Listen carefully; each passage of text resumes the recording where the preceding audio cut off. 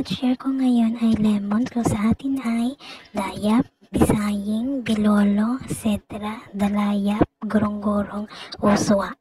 Isang napakahusay na gamutan para sa napakaraming sakit ay isang lemon na gamutan o pag-aayuno ng lemon. Ang unang araw, ang juice ng isang lemon ay gamitin puro una sa tubig.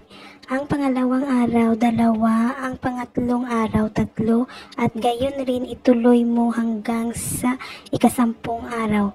Ang panlabing 1 araw, 9, ang panlabing 2 araw, 8, at talagang pasulong hanggang maabot isang lemon sa isang araw. Sa 20 mga araw, isang lemon na gamutan ay nakumpleto. Ang panglunas maaaring magawa rin sa pamamagitan ng pagdagdag ng 2 lemon bawat araw hanggang nakumpletong 20, tapos magbawas hanggang sa 2. Ang dami at ang tagal sang paggamot depende sa katangiang kailangan at ang klase ng sakit. Sa kaso ng trangkaso, sipon at iba pa, kung ang sakit ay hindi isang talamak, 5 hanggang 10 lemons maaaring gamitin para sa 3 o 4 na mga araw para madaliin ang pagaling. Sa isang lemon na gamutan, ang ilan pantal sa balat maaaring lumitaw. Ito ay nangahulugan na ang lemon juice ay mayroong malakas na epekto at ang dugo nagiging malinis mula sa madayuhang mga sangkap.